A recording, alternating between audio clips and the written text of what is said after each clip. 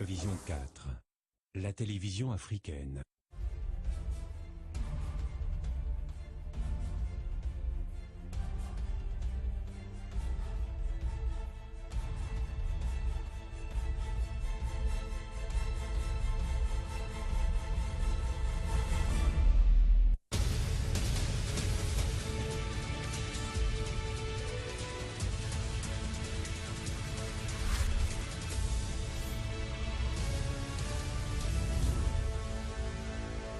Le grand format de l'actualité sur la télévision africaine. Mesdames, bonsoir, messieurs, bonsoir. Bienvenue au journal. À la une de cette édition, ça va rouler le 25 septembre prochain. Pas de grève. Le mot d'ordre initialement lancé par le syndicat des transporteurs a été levé aujourd'hui à Yaoundé à l'issue d'une concertation organisée autour du ministre du Commerce. Des échanges francs qui ont abouti à ces différentes conclusions. Entre autres revendications, les syndicats du secteur des transports demandaient la baisse du prix du carburant. Si rien n'a été effectivement arrêté, les voies du dialogue sont désormais ouvertes. Et dans cette édition, Vision 4 vous propose un dossier sur le secteur des transports au Cameroun avec un focus sur la fixation des prix de transport entre les agences ordinaires et le secteur prestige ou VIP. Comment fixe-t-on les prix de ce côté? À la une du journal également la sortie de Faustin Archange Touadéra, le président centrafricain face à la presse mondiale du côté de New York a présenté la situation sécuritaire et économique de la République centrafricaine. Occasion de mettre à la disposition de la presse tous les éléments d'information relativement à la situation dans ce pays. Il en a profité pour appeler la communauté internationale à se mobiliser un peu plus pour renforcer la mission des Nations Unies, la MINUSCA, qui est sur le terrain. Et puis le stade de Japoma sera-t-il prêt pour la Coupe d'Afrique des Nations 2019? 20%, c'est le taux de réalisation de cet ouvrage. Le constat a été fait sur le terrain par l'ambassadeur de Turquie qui a opéré cette descente à l'effet de suivre de près la réalisation de ces chantiers, le chantier étant confié aux entreprises turques. Nous aurons les éléments précis, choses vues et entendues à Japoma sur le 20h. Mesdames, voilà pour la vitrine du journal. Une fois de plus, bonsoir et bienvenue. C'est pratiquement une fumée blanche qui vient du ministère du Commerce. Il n'y aura pas grève du secteur des transports le 25 septembre prochain, tel que souhaité par les syndicats des transporteurs. C'est l'objet d'une réunion qui s'est tenue aujourd'hui à Yaoundé. Syndicats et ministres du Commerce ont échangé autour des différentes revendications. L'une de ces revendications portait sur la baisse des prix du carburant à la pompe. Pas de réponse précise donnée par le ministre du Commerce, mais on l'aura constaté, ce sont les voies du dialogue qui sont désormais ouvertes de ce côté-là. On reviendra sur cette réunion tout à l'heure. Le temps d'aller sur le terrain des transports dans notre pays pour voir comment est organisé le secteur, notamment, on vous l'a dit dans les titres de cette édition, la fixation des différents coûts au niveau des agences ordinaires. Comment fixe-t-on les prix des transports lorsqu'on constate que le prix par kilomètre n'est toujours pas respecté aux grandes dames des voyageurs? Cette situation a déjà soulevé le courroux des organisations de défense des droits des consommateurs, notamment la Ligue camerounaise des consommateurs, qui s'est déjà levée contre cette fixation pratiquement arbitraire des coûts. Florent Zanga. S'acheter un ticket de transport dans une agence de voyage devient sujet à réflexion pour les passagers. Au guichet, les tarifs sont certes affichés par kilomètre et par personne à l'intention du public, mais à la caisse, c'est tout le contraire. Le tarif est différent et très souvent en nette augmentation, parfois à plus de 500 francs CFA. Ce taux qui varie entre les agences de voyage nous met vraiment mal à l'aise, parce qu'en principe, nous nous sommes dit que déjà le tarif de voyage est par kilométrage. Le problème vient même d'abord du ministère des Transports. Parce que c'est à eux de fixer les taux dans chaque agence. Avec ou sans confort, les passagers, malgré cette augmentation, sont très souvent dans l'obligation d'embarquer. Le prix normal ici, n'est-ce pas? Le prix, c'est 3 000 francs pour arriver à Kribi et c'est bon. J'y vais et je reviens sans problème. Les responsables de ces agences de voyage sont conscients de cette situation. Ils estiment que cette augmentation est la résultante de l'inertie des ministères du Commerce qui homologuent les tarifs et du transport qui laisse prospérer la clandestinité dans le secteur. Nous ne les appliquons pas parce qu'une fois que le ministère du Commerce a fixé ces tarifs, il y a une concurrence déloyale. Ce sont les Macamazou justement qui portent ces clandos-là. voilà, qui ont des prix différents. Ici, on prend 2500, là-bas, on prend 3000, là-bas, 1500. Nous qui traitons par exemple avec des partenaires, nous avons des contraintes où il faut absolument des responsabilités que nous engageons, des engagements que nous avons vis-à-vis de ces concessionnaires. Une justification qui ne tient pas pour la Ligue camerounaise des consommateurs qui accuse les responsables de ces agences de transport d'être seuls responsables de ce flou. Car on a noté par exemple qu'il y a les agences de transport qui empruntent l'Ars Yaoundé-Bafoussam, qui augmentent les prix souvent les week-ends. Et ces fluctuations-là sont illégales. L'augmentation des tarifs de transport est inacceptable, mais incontournable. D'ici là, la LCC entend d'ailleurs mener une campagne de répression au sein des agences de transport qui ne respectent pas les tarifs homologués par le gouvernement par kilomètre et par personne. On parlait d'homologation de ces tarifs également dans le secteur de voyage prestige, VIP, comme on le dit au Cameroun. La même Ligue camerounaise des consommateurs s'était déjà liguée contre la fixation des coûts de ce côté-là qui vont de 6 000 à pratiquement 10 000 francs CFA en aller simple entre Yaoundé et Douala. Descendus sur le terrain, les agences de voyage qui font dans le prestige se défendent en indiquant qu'il y a une réglementation et que ces structures se conforment à cette réglementation. Michel Serechungi. Les agences de voyage dites VIP ne cessent de se multiplier au Cameroun, mais les tarifs ne sont toujours pas à la portée de tous. Ils varient selon les agences. 6 000 allées simples et 11 000 allers-retours pour certaines, 8 000 allées simples et 15 000 allers-retours pour d'autres. Des tarifs qui prennent en compte un double aspect. Les tarifs sont basés d'un premier point, sur un premier plan, selon la réglementation en vigueur. Et puis sur les tarifs fixés par la réglementation dans le ministère, nous faisons des ajouts. Okay? Il y a des ajouts en fonction de la qualité des services que nous offrons dans le bus. Malgré ces coûts exorbitants, la demande est sans cesse croissante. Les raisons sont multiples. Parce qu'on voudrait faire un voyage sans encombrement, un voyage où on gagne du temps, parce que le VIP ne s'arrête pas partout pour faire le chargement. Puisqu'on parle service, il semble être de qualité. Accueil chaleureux, salle d'attente moderne équipée de téléviseurs et restaurants pour clients dans les agences. Les mêmes services sont proposés dans les bus tout au long du voyage. À cela s'ajoute le petit coin. Certaines ont réussi à se conformer au TIC. On travaille même à distance. Alors, le Wi-Fi dans le bus à bord, ça vous permet de rester connecté tout au long du trajet. Ça vous permet de rester connecté à votre bureau et de travailler, de communiquer comme si vous étiez chez vous ou comme si vous étiez dans votre bureau. Au regard du contexte économique actuel, les services sont-ils à la hauteur des coûts? Je crois que le prix est presque insignifiant. Ou alors le service qu'on nous rend pour ce prix-là, je crois que c'est bon. Le voyage par bus VIP apparaît donc comme une nécessité, peu importe les tarifs. Elles sont donc désormais nombreuses, ces structures qui font dans le transport prestige ou VIP dans notre pays. Toujours est-il que la Ligue des consommateurs n'a toujours pas arrêté ses démarches pour obtenir des prix un peu plus accessibles à tous. Rentrons maintenant dans cette concertation au ministère du Commerce. Autour du ministre Luc Magloire-Mbarga-Tongna, les syndicats du secteur des transports se sont mobilisés. La conférence de presse qui était annoncée en début de semaine a été interdite par les autorités. Il fallait passer par ces rondes de discussion. Le dialogue qui a permis de lever le mot d'ordre de grève dont un préavis avait déjà été introduit par ces syndicats et qui annonçait l'arrêt des activités dans le secteur des transports le 25 septembre prochain. Pas de grève.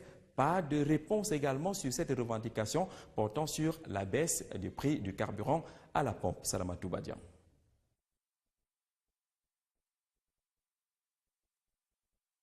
Dans cette salle du ministère du Commerce, une cinquantaine de leaders des syndicats des transports. Certains assis, d'autres debout, étroitement installés. N'empêche que ces derniers ont bien porté leurs revendications auprès du ministre du Commerce. Le sujet qui a rassemblé, en même temps divisé les syndicalistes, est sans doute la baisse du prix du carburant.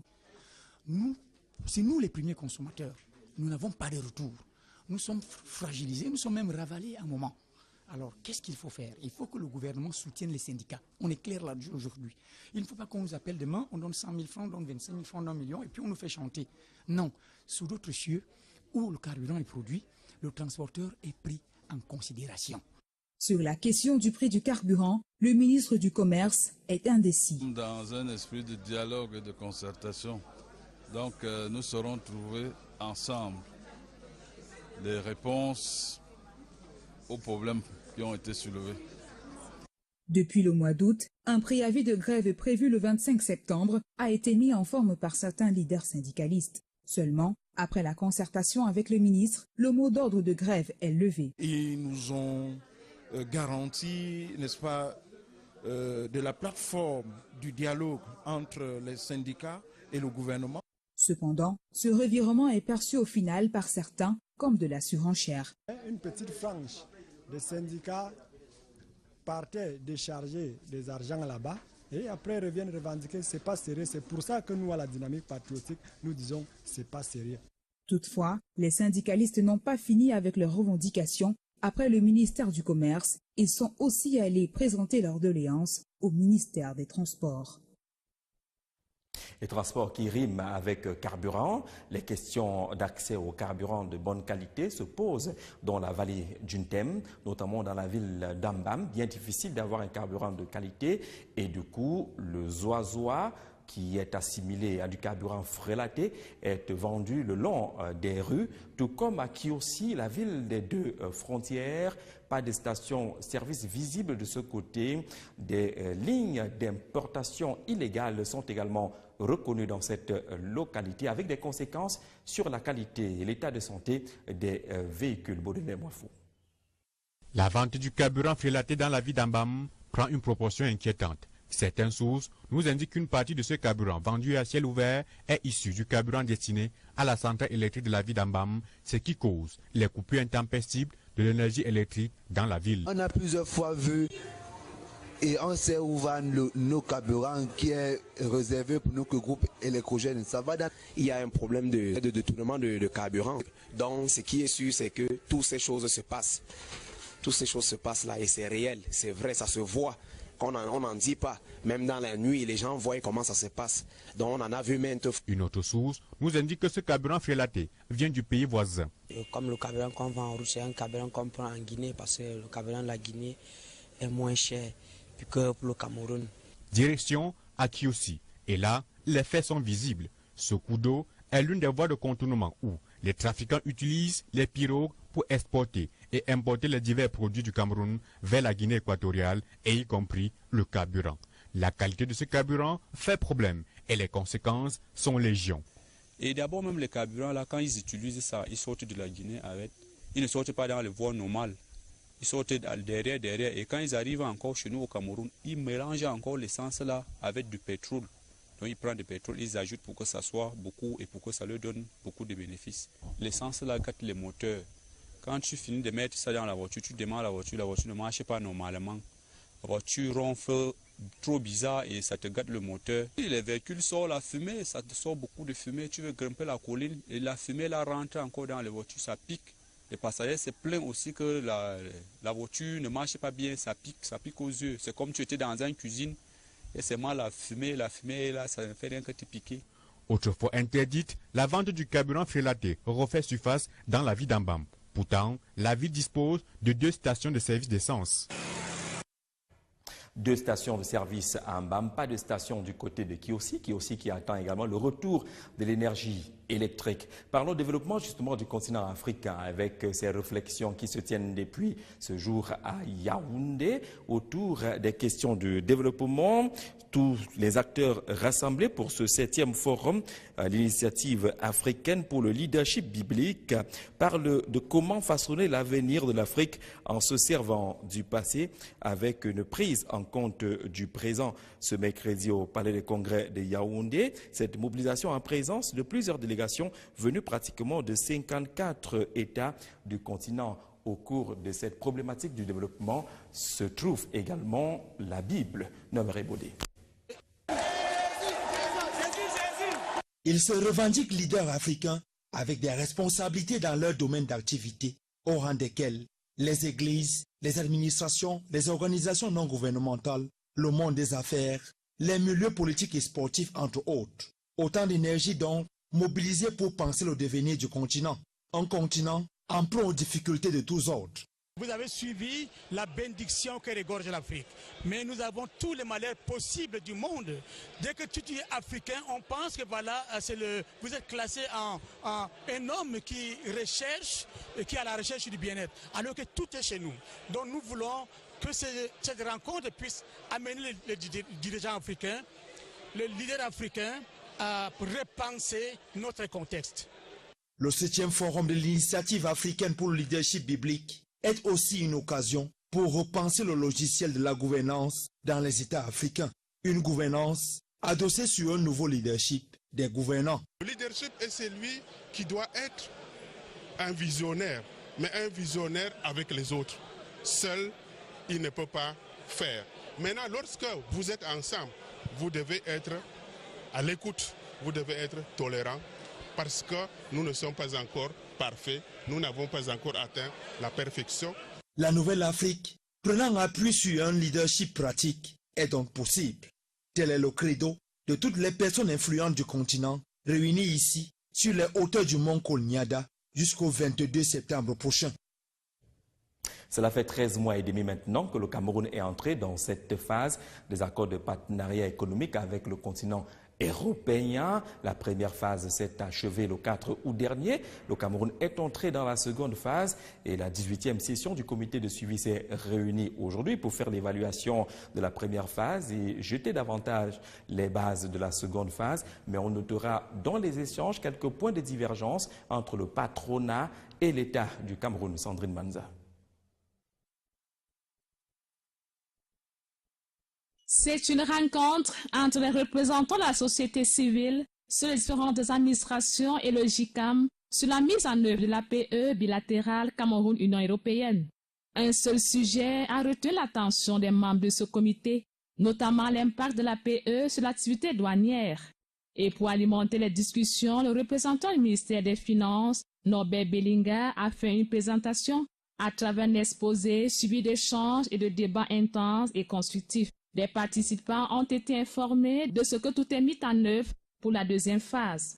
13 mois et demi après le début du démantèlement tarifaire, le bilan semble satisfaisant. La mise en œuvre de l'APE bilatérale Cameroun-Union européenne se passe dans des conditions globalement satisfaisantes. Et la réunion de ce jour a pour effet donc de mesurer les différents impacts de cette mise en œuvre. Et ce que nous pouvons dire qu'à date, plus de 1300 déclarations en douane ont été émises sous le couvert de l'APE. Cela concerne des valeurs de plus de 30 milliards de francs CFA et que les différentiels de taxation qui s'établissent montrent bien qu'il s'agit d'un processus qui est maîtrisé. Entre le patronat et l'État du Cameroun, on a 200 de cloches discordantes. Les APE sur notre économie dépendent d'un certain nombre de réformes également qui doivent être mises en œuvre.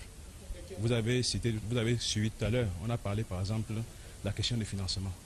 Si les entreprises n'ont pas accès au financement, vous ne pourrez pas attendre que l'impact positif puisse suivre parce qu'ils n'auront pas suffisamment de capacités pour pouvoir acquérir les machines dont il est question. Au-delà, l'État camerounais gagnerait à instaurer une politique de réciprocité face aux produits extérieurs à ceux venus du Cameroun. Tout cela reste assujetti à l'accord mis en œuvre depuis le 4 août 2016 consacrant l'ouverture du marché camerounais aux importations. Et l'un des intérêts de l'ouverture de la 72e Assemblée générale des Nations Unies, c'est le comportement de ceux qui sont considérés comme des bleus. Deux, Emmanuel Macron de la France et Donald Trump des États-Unis. Leurs interventions sont suivies de près et décryptées. L'un semble un peu dur et intransigeant, c'est le président américain. L'autre semble aller vers une attitude un peu plutôt multilatérale dans son approche diplomatique. C'est le président français Emmanuel Macron. Comment se comporte-t-il? Que faut-il attendre de l'attitude de ces deux leaders? Mathieu Wamba. Les présidents français Emmanuel Macron et américain Donald Trump ont fait hier leur premier examen de passage à la 72e Assemblée générale des Nations Unies. Deux discours très attendus dans une assemblée sous fond de crise politique mondiale généralisée. Le président américain, avec la verve qu'on lui connaît, a été très critique sur l'accord sur le nucléaire avec l'Iran, Mise en garde la Corée du Nord face à ces incessantes provocations, en n'excluant pas un anéantissement de cette dernière si elle s'attaquait à l'Amérique et à ses alliés. Un ton ferme et guerrier qui tranche avec celui de son homologue français. Le président Macron, plus modéré, a pris à contre-pied Donald Trump sur le dossier iranien, mais surtout sur l'accord de Paris sur le climat obtenu de longue lutte par son prédécesseur et qui est non négligeable pour tous les partenaires. Il a énoncé la résolution des conflits par la transition et le dialogue, prôné un multilatéralisme au rebours de Trump qui veut une Amérique forte aux capacités militaires redoublées pour faire face aux attaques et aux provocations de certains États belliqueux qui menacent la stabilité mondiale. Il y a urgence à nous concentrer sur le règlement politique de la crise par la transition, comme le Conseil de sécurité l'a acté à l'unanimité dans la résolution 2254 de 2015. Son plaidoyer sur la Syrie et la rencontre avec Hassan Rouhani viennent davantage alourdir la pression sur Donald Trump, poussant le président iranien à la défensive avant de déclarer que l'Iran se défendra par tous les moyens. Au-delà des styles différents des deux dirigeants, le constat sur la crise politique qui secoue les différents espaces de notre globe ne laisse personne indifférent et appelle les leaders à plus de modération pour éviter une escalade massive de violence qui nuirait énormément à la survie collective. Le plaidoyer de Faustin Archange Touadéra a également été enregistré. Il a profité d'une rencontre avec la presse pour présenter la situation socio-économique et politique de son pays, la République centrafricaine. Il en a profité également pour demander un peu plus de soutien à la communauté internationale, notamment dans le cadre du renforcement de la mission des Nations Unies, la MINUSCA, qui est sur le terrain. Décryptage de cette conférence de presse, Perpétue Nganomo. 30 minutes, c'est le temps qu'aura mis l'échange entre la presse et le chef de l'État centrafricain à New York aux États-Unis. 30 minutes au cours desquelles le président Faustin Archange Touadéra, se prêtant au jeu de questions-réponses, est revenu tout d'abord sur la situation sécuritaire qui prévaut actuellement dans la partie est du pays, sur le redéploiement de l'autorité de l'État et puis sur les avancements enregistrés dès sa prise de fonction. S'agissant des questions sécuritaires, le chef de l'État centrafricain a déploré avec la dernière énergie les attaques des groupes armés enregistrées dans la partie est du pays. Des attaques dues, d'après lui, au départ de certains contingents de la MINUSCA. Le 30 mars 2016, il y a eu l'annonce du retrait des forces sangaristes. Ça fait à peu près une capacité de 2000 hommes qui sont partis. À l'est, que vous avez signalé, là où il y avait les forces américaines et les forces ougandaises qui luttaient contre la LRA. Il y a eu une capacité de près de 2000 hommes qui occupaient l'Est. L'Ouest, en République centrafricaine, tout récemment, comme vous l'avez vu, la MINUSCA a vu sa capacité réduite avec le départ des contingents congolais. Ces départs ont d'ailleurs fragilisé les troupes centrafricaines. De ce fait, le professeur Faustin Archange Touadéra souhaite que la capacité de la MINUSCA soit renforcée tant au niveau des troupes que des équipements. Les charges ont augmenté. Ça, c'est des besoins nouveaux qu'il faudrait absolument couvrir. Je pense que, à mon humble avis, 4 contingents pourraient peut-être aider à couvrir ces besoins-là. Face à la presse, le chef de l'État centrafricain est revenu sur le gouvernement mis sur pied le 12 septembre dernier. Un gouvernement, donc la première mission est celle de restructurer les forces de défense. C'est d'ailleurs pour cela qu'un plan national de redéploiement a été défini. Et pour des meilleurs résultats, la nécessité d'équiper les forces centrafricaines se pose avec acuité, d'où l'appel lancé à la communauté internationale. Si on renforce la capacité des FACA, si les fonds mobilisés, disons, pour les ressources promises à Bruxelles sont mis à disposition de la centrafricaine, je pense que d'ici quelques années, ça va être une histoire positive. Quant au retour de l'autorité de l'État, le président Faustin Archange Touadéra s'est montré serein et confiant. Des actions sont entreprises à cet effet. Et pour que les populations se sentent rassurées, l'État met tout en œuvre pour garantir leur sécurité, d'où les négociations entreprises avec les 14 groupes rebelles. On parle également de recherche de paix et sécurité, cette fois-ci dans le Kasaï. Nous sommes en République démocratique du Congo. Cette partie de la RDC est frappée par des crises à répétition. 3000 morts, près d'1,5 million de déplacés. Un forum pour la paix a été lancé de ce côté. Les participants sont en train de chercher ses voies et moyens, sauf que c'est une rencontre boycottée par les partis de l'opposition qui veulent absolument voir partir Joseph Kabila du pouvoir. Vanessa Bindi. En ce havre de paix, comparé aux turbulences qui secouent depuis 20 ans l'est du pays, le Kasaï s'est embrasé il y a 1 an, après la mort en août 2016 du chef coutumier Kamwina Sapu qui s'était soulevé contre le pouvoir à Kinshasa. C'est pour remédier à ces violences entre forces de sécurité et milices qui ont fait plus de 3000 morts et 1,4 million de déplacés qu'un forum sur la paix s'est ouvert il y a quelques heures à Kananga. Ce mini-congrès qui a réuni les notables des 3 Kasaï, des politiques, des chefs traditionnels, des leaders religieux et représentants de la société civile a néanmoins été boycotté par l'opposition. Dans son allocution à l'ouverture, le président Kabila a dénoncé la duplicité et l'hypocrisie de certains compatriotes et ce dernier a également exigé que justice soit faite et qu'aucun crime commis dans cette région ne reste impuni. Car il ne peut y avoir de paix ni de réconciliation véritable sans justice. Outre les violences dans le Kasaï, la République démocratique du Congo traverse une crise politique liée au maintien au pouvoir du président Joseph Kabila, dont le 2e mandat a pris fin le 20 décembre 2016. Où en est-on avec le projet de réforme constitutionnelle au Togo? Le projet vient de séjourner au Parlement togolais. Malgré le boycott des partis politiques de l'opposition, les députés de l'Assemblée nationale se sont réunis en session plénière, c'était hier mardi, pour examiner le projet de la loi sur la réforme constitutionnelle. Même si le texte prévoit la limitation des mandats présidentiels, on l'a dit, l'opposition a boycotté cette session parlementaire et le parti au pouvoir n'a remporté que 213 voix sur les 415 voix requises. Et conséquence, la réforme ne pourra être votée qu'à travers un référendum qui est annoncé. Les questions également d'élection du côté du Kenya. On annonce la présidentielle pour le 17 octobre prochain. Cette élection va-t-elle se tenir après l'annulation déjà décidée par l'instance suprême de justice dans ce pays? Les questions restent posées alors que le parti de Uhuru Kenyatta n'a pas encore accepté les décisions qui avaient été prises par la justice. Il y a encore des manifestations et des contestations. Sidoine Monkam. Les tensions persistent au Kenya depuis l'annulation des résultats de la présidentielle du 8 août dernier par la Cour suprême.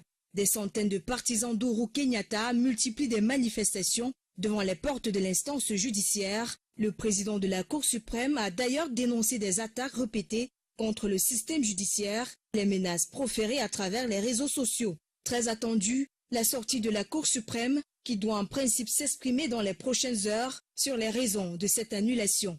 Un événement assez déterminant dans l'organisation du prochain scrutin prévu le 17 octobre et qui suscite déjà de nombreuses interrogations. Entre autres raisons évoquées, le système électronique devant être utilisé pour cette nouvelle élection qui présente encore de nombreuses insuffisances. Et selon la commission électorale, il doit en effet faire l'objet d'une nouvelle installation afin de permettre à l'organe en charge de l'organisation de ces élections d'éviter les manquements enregistrés lors du précédent scrutin. Une information qui crée des incertitudes au sein de l'opinion quant à la tenue de la prochaine élection présidentielle. Et dans le camp de l'opposition, la tension monte. Les partisans de Raila Odinga estiment que la société française chargée de fournir ce matériel manque de transparence dans le système de compilation du vote, ce qui a d'ailleurs orchestré les nombreuses fraudes enregistrées lors de la précédente élection présidentielle au Kenya. La descente de l'ambassadeur de Turquie au Cameroun sur le chantier de construction du stade de Japoma a-t-elle permis d'être fixée sur le taux de réalisation et le respect des délais attendus dans le cadre de cet ouvrage, environ 20% le taux de réalisation à l'heure actuelle. L'ambassadeur de Turquie a touché du doigt l'évolution du chantier et semble être reparti avec une pointe de satisfaction. Edmond Fautué. 20%, c'est le taux d'exécution des travaux de construction du stade de Japoma à Douala. Ce chiffre a été dévoilé ce jour par le directeur du projet. C'était à l'occasion de la visite de l'ambassadeur de Turquie sur le chantier. Le diplomate est venu s'enquérir de l'évolution des travaux. Il a profité de l'occasion pour rassurer et encourager les ingénieurs. Il était aussi porteur du message de la nation camerounaise qui tient à la réalisation de ce stade qui va accueillir la CAN 2019. Dans ce sens, je suis très heureux de voir que à peu près 1400 Camerounais vont travailler dans le chantier et bien évidemment, ça va aussi, comment dirais-je, nous permettre de passer des connaissances techniques bien évidemment à ces ouvriers parce que ça va augmenter leurs connaissances. C'est aussi une façon de coopération au développement.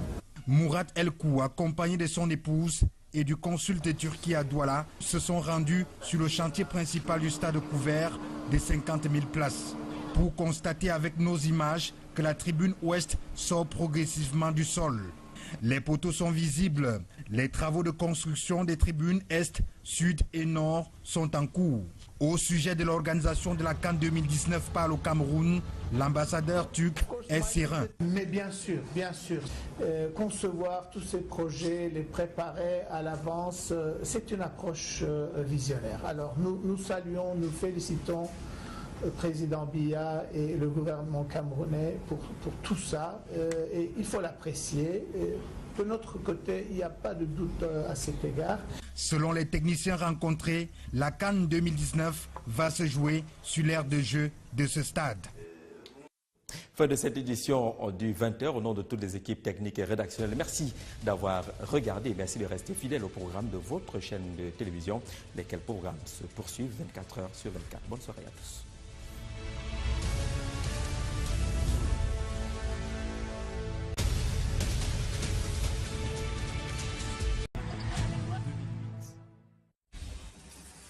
Vision 4, la télévision africaine.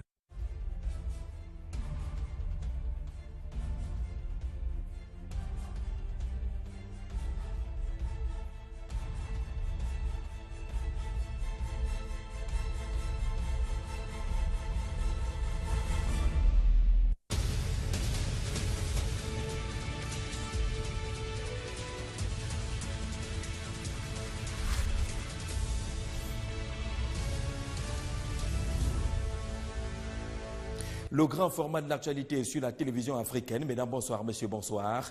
Bienvenue au journal. À la une de cette édition, ça va rouler le 25 septembre prochain.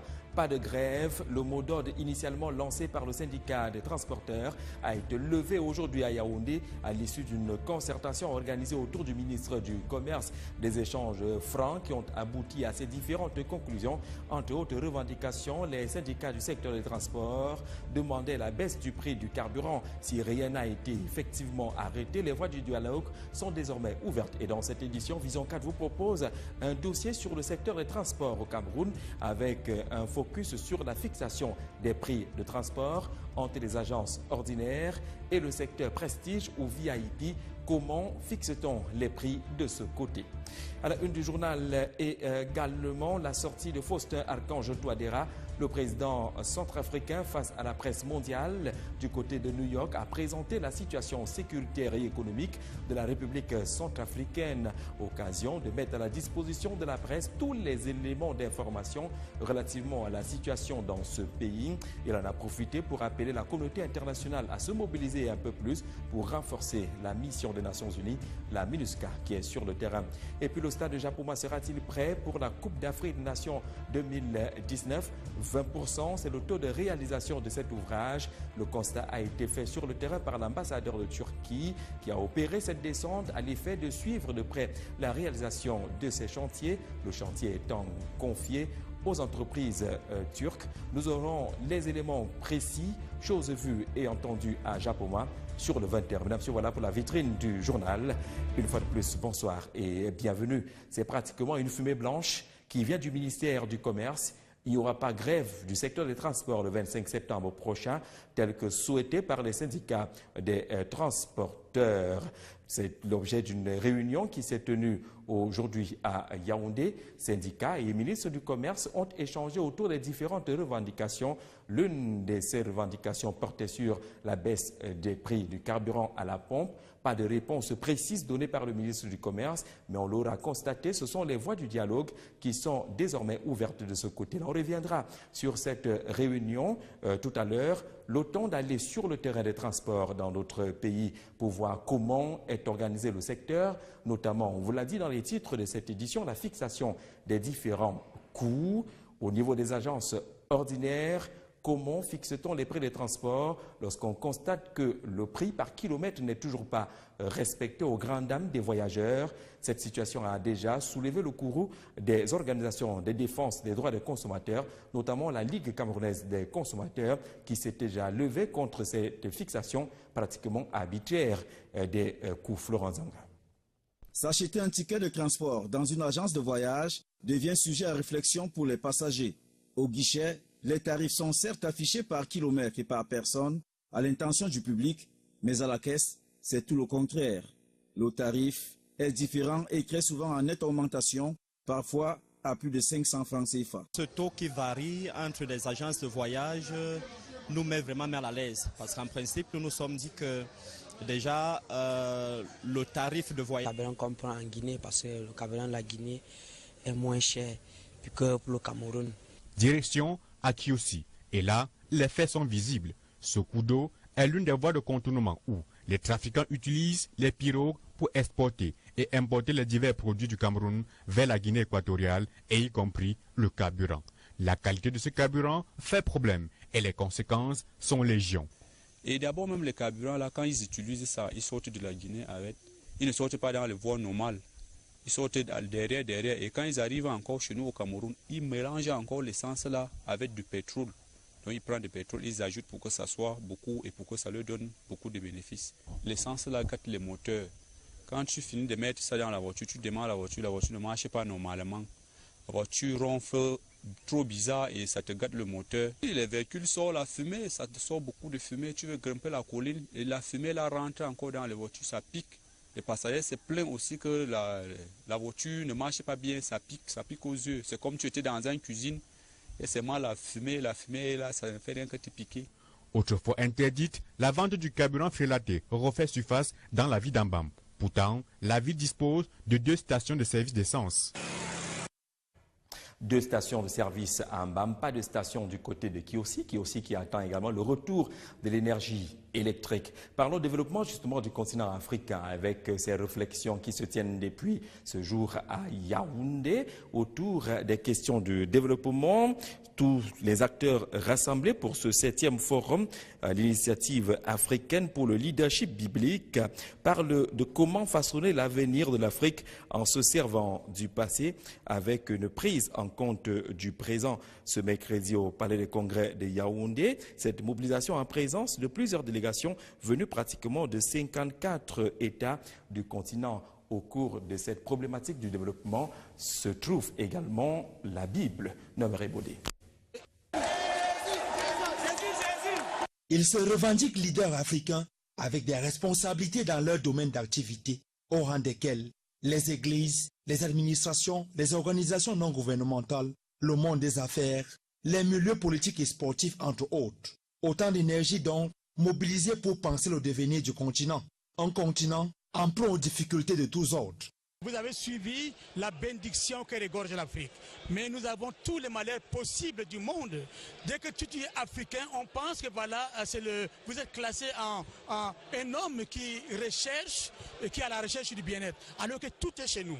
Donc nous voulons que cette rencontre puisse amener les dirigeants africains, les leaders africains à repenser notre contexte. Le 7e forum de l'initiative africaine pour le leadership biblique est aussi une occasion pour repenser le logiciel de la gouvernance dans les États africains. Une gouvernance adossée sur un nouveau leadership des gouvernants. Le leadership est celui qui doit être un visionnaire, mais un visionnaire avec les autres. Seul, il ne peut pas faire. Maintenant, lorsque vous êtes ensemble, vous devez être à l'écoute, vous devez être tolérant, parce que nous ne sommes pas encore parfait. Nous n'avons pas encore atteint la perfection. La nouvelle Afrique, prenant appui sur un leadership pratique, est donc possible. Tel est le credo de toutes les personnes influentes du continent réunies ici sur les hauteurs du mont Kolniada jusqu'au 22 septembre prochain. Cela fait 13 mois et demi maintenant que le Cameroun est entré dans cette phase des accords de partenariat économique avec le continent européen. La première phase s'est achevée le 4 août dernier. Le Cameroun est entré dans la seconde phase et la 18e session du comité de suivi s'est réunie aujourd'hui pour faire l'évaluation de la première phase et jeter davantage les bases de la seconde phase. Mais on notera dans les échanges quelques points de division. L'IPI apparaît donc comme une nécessité, peu importe les tarifs. Elles sont donc désormais nombreuses, ces structures qui font dans le transport prestige ou VIP dans notre pays. Toujours est-il que la Ligue des consommateurs n'a toujours pas arrêté ses démarches pour obtenir des prix un peu plus accessibles à tous. Rentrons maintenant dans cette concertation au ministère du Commerce. Autour du ministre Luc Magloire-Mbarga-Tongna, les syndicats du secteur des transports se sont mobilisés. La conférence de presse qui était annoncée en début de semaine a été interdite par les autorités. Il fallait passer par ces rondes de discussion, le dialogue qui a permis de lever le mot d'ordre de grève dont un préavis avait déjà été introduit par ces syndicats et qui annonçait l'arrêt des activités dans le secteur des transports le 25 septembre prochain. Pas de grève. Pas de réponse également sur cette revendication portant sur la baisse du prix du carburant à la pompe. Salamatou Badian.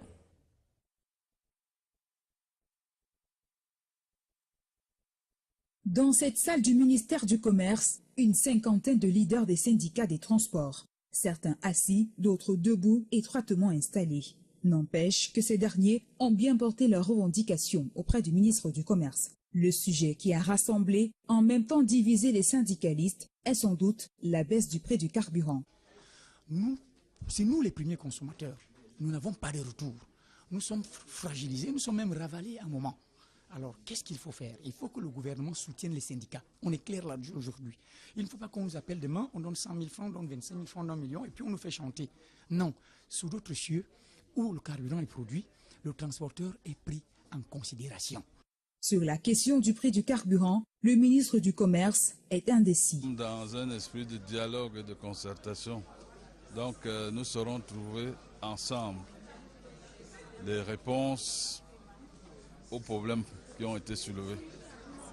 Depuis le mois d'août, un préavis de grève prévu le 25 septembre a été mis en forme par certains leaders syndicalistes. Seulement, après la concertation avec le ministre, le mot d'ordre de grève est levé. Ils nous ont garantie, n'est-ce pas, de la plateforme du dialogue entre les syndicats et le gouvernement. Cependant, ce revirement est perçu au final par certains comme de la surenchère. Une petite frange des syndicats partait décharger des argents là-bas et après reviennent revendiquer c'est pas sérieux. C'est pour ça que nous, à la dynamique patriotique, nous disons c'est pas sérieux. Toutefois, les syndicalistes n'ont pas fini avec leurs revendications. Après le ministère du Commerce, ils sont aussi allés présenter leurs doléances au ministère des Transports.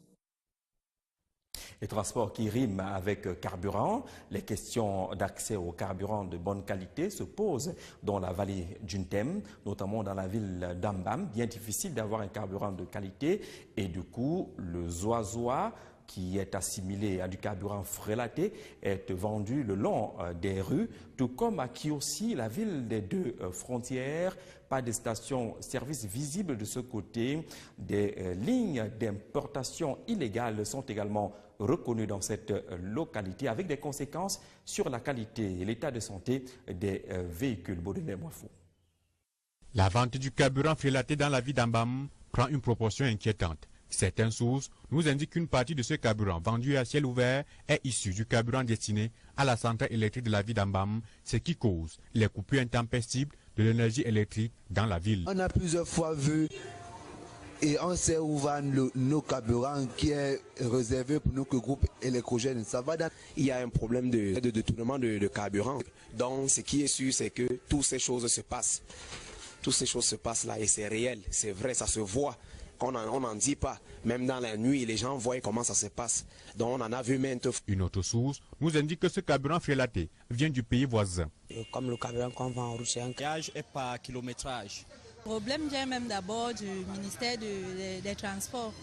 Parce que c'est à eux de fixer les taux dans chaque agence. Avec ou sans confort, les passagers, malgré cette augmentation, sont très souvent dans l'obligation d'embarquer. Le prix normal ici, n'est-ce pas? Le prix, c'est 3 000 francs pour arriver à Kribi et c'est bon. J'y vais et je reviens sans problème. Les responsables de ces agences de voyage sont conscients de cette situation. Ils estiment que cette augmentation est la résultante de l'inertie des ministères du Commerce qui homologuent les tarifs et du transport qui laisse prospérer la clandestinité dans le secteur. Nous ne les appliquons pas parce qu'une fois que le ministère du Commerce a fixé ces tarifs, il y a une concurrence déloyale. Ce sont les marques Mazou, justement, qui portent ces clandos-là.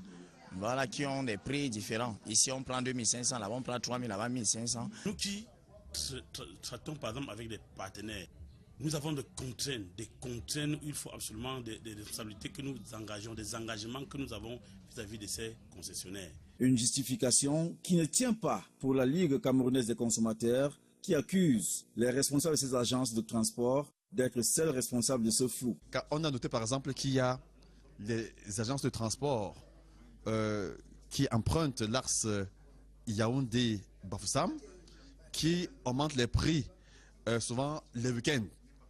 Et ces fluctuations-là sont illégales. L'augmentation des tarifs de transport est inacceptable, mais incontournable. D'ici là, la LCC entend d'ailleurs mener une campagne de répression au sein des agences de transport qui ne respectent pas les tarifs homologués par le gouvernement par kilomètre et par personne. On parlait d'homologation de ces tarifs également dans le secteur du voyage prestige, VIP, comme on le dit au Cameroun. La même Ligue camerounaise des consommateurs s'était déjà liguée contre la fixation des coûts de ce côté-là qui vont de 6 000 à pratiquement 10 000 francs CFA en aller simple entre Yaoundé et Douala. Descendus sur le terrain, les agences de voyage qui font dans le prestige se défendent en indiquant qu'il y a une réglementation et que ces structures se conforment à cette réglementation. Michel Serechungi. Les agences de voyage dites VIP ne cessent de se multiplier au Cameroun, mais les tarifs ne sont toujours pas à la portée de tous. Ils varient selon les agences. 6 000 allées simples et 11 000 allers-retours pour certaines, 8 000 allées simples et 15 000 allers-retours pour d'autres. Des tarifs qui prennent en compte un double aspect. Les tarifs sont basés d'un premier point, sur un premier plan, selon la réglementation en vigueur.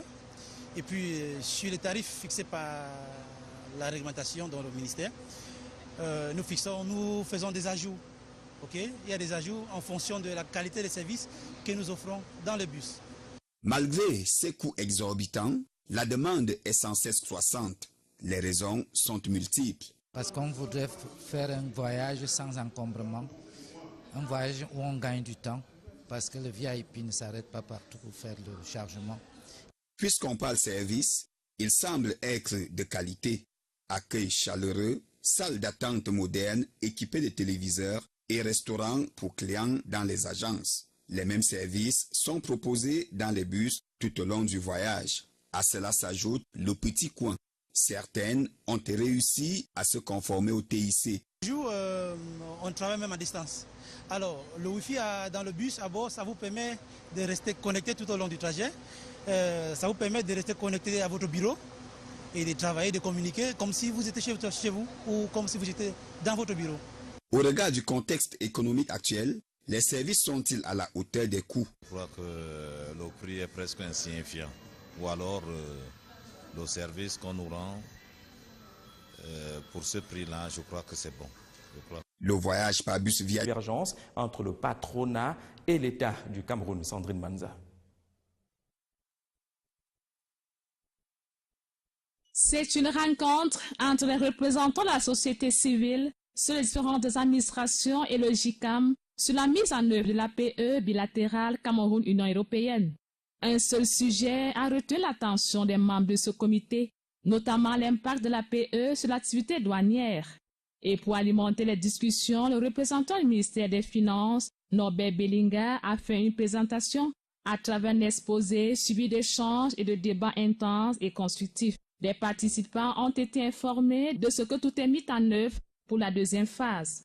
13 mois et demi après le début du démantèlement tarifaire, le bilan semble satisfaisant. La mise en œuvre de l'APE bilatérale Cameroun-Union européenne se passe dans des conditions globalement satisfaisantes. Et la réunion de ce jour a pour effet donc de mesurer les différents impacts de cette mise en œuvre. Et ce que nous pouvons dire qu'à date, plus de 1300 déclarations en douane ont été émises sous le couvert de l'APE. Cela concerne des valeurs de plus de 30 milliards de francs CFA et que les différentiels de taxation qui s'établissent montrent bien qu'il s'agit d'un processus qui est maîtrisé. Entre le patronat et l'État du Cameroun, on a 200 de cloches discordantes. Les APE sur notre économie dépendent d'un certain nombre de réformes également qui doivent être mises en œuvre. Vous avez suivi tout à l'heure, on a parlé par exemple de la question du financement.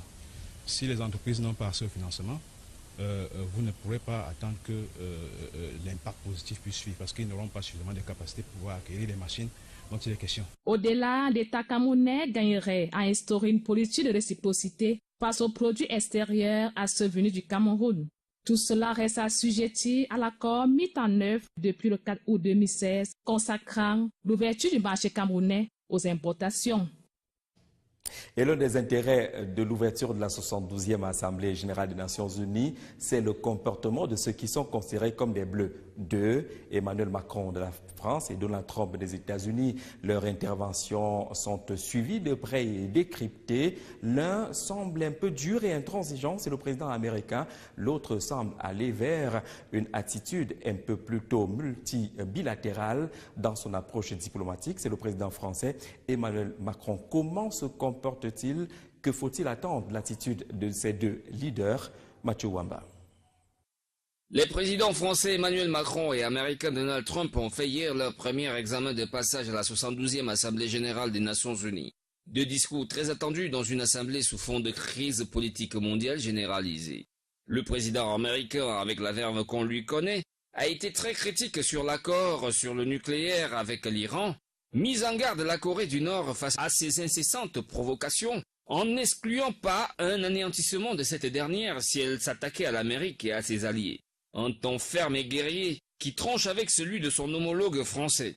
Le président Macron, plus modéré, a pris à contre-pied Donald Trump sur le dossier iranien, mais surtout sur l'accord de Paris sur le climat obtenu de longue lutte par son prédécesseur et qui est non négligeable pour tous les partenaires. Il a énoncé la résolution des conflits par la transition et le dialogue, prôné un multilatéralisme au rebours de Trump qui veut une Amérique forte aux capacités militaires redoublées pour faire face aux attaques et aux provocations de certains États belliqueux qui menacent la stabilité mondiale. Il y a urgence à nous concentrer sur le règlement politique de la crise par la transition, comme le Conseil de sécurité l'a acté à l'unanimité dans la résolution 2254 de 2015. Son plaidoyer sur la Syrie et la rencontre avec Hassan Rouhani viennent davantage alourdir la pression sur Donald Trump, poussant le président iranien à la défensive avant de déclarer que l'Iran se défendra par tous les moyens.